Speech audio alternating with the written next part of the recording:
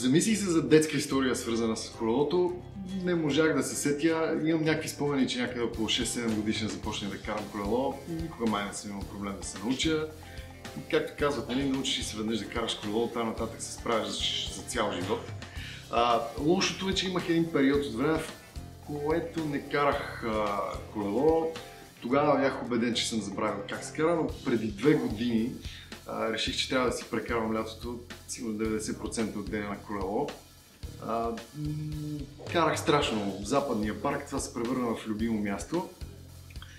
И установих, че е страшно готино, много зареждащо.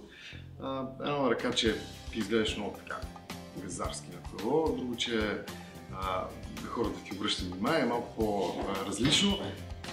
Със сигурност карането на колело е доста по-приятно от това да ходиш на фитнес. От една страна натоварва доста повече мускули, от друга страна не е толкова скучно, колкото в фитнеса.